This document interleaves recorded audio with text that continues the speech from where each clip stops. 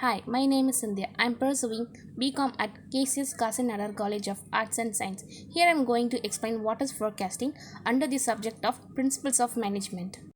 What is forecasting? Forecasting helps to know the expected profit or loss, and just by going through certain reports and records of the company enables the forecasting to take necessary decisions making. Decision making become better and easier when forecasting is undertaken on scientific basis. Process of forecasting. James W. Redfield has developed four elements of forecasting. These elements are as follows: developing the groundwork, estimating future business, comparing actual with estimate result, refining the forecasting process. Developing the groundwork. It involves conducting an investigation on products, company and industry in order to determine how each of them has progressed in the past and their relationship to each other. Estimating future business. This follows a clear-cut plan for working out future expectancies in the form of natural undertaking with key executives.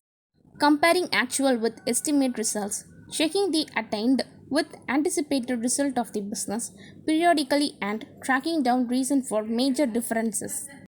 Refining the forecast process. Once familiarity with estimating the future of the business is gained through practice, sharpening the approach and refining the procedure becomes quite easier.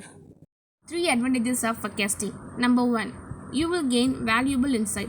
Forecasting gets you into the habit of looking at past and real time data to predict future demand, and in doing so, you will be able to anticipate demand fluctuations more effectively.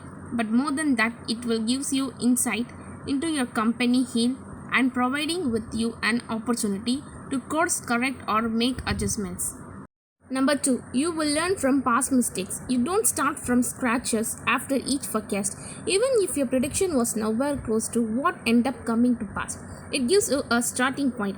It's common to review where and why things did not happen the way you predicted.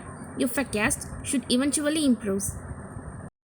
Number 3. It can decrease cost. When done right, anticipating demand will help you to tweak your process to increase efficiency all along the supply chain, because you are better able to predict the customer will want and why they will want it.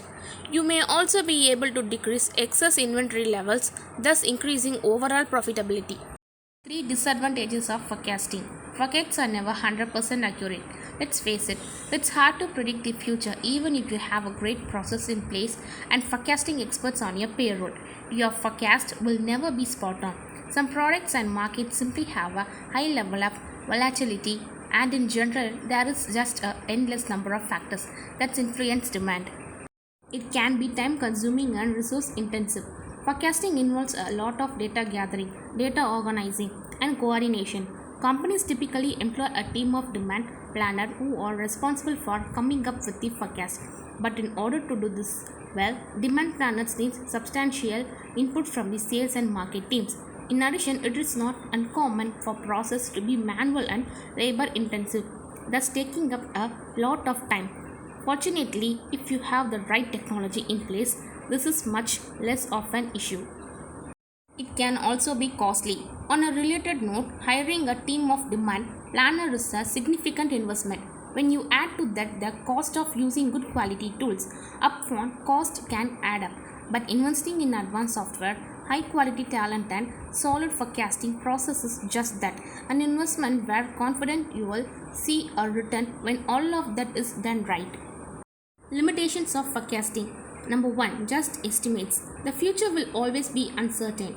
Even if you use the best of forecasting techniques and accounts for every aspect imaginable, a forecast is still just an estimate. One can never predict future events with 100% success, so even the best laid plans may amount to nothing. This will always remain one of the biggest limitations of forecasting. Number 2. Based on assumptions. The basis of any forecasting method is assumptions, approximations, normal conditions, etc. This makes these forecasts unreliable. So one must always keep in mind the inherent limitations of forecasts and be cautious in being over reliant on them.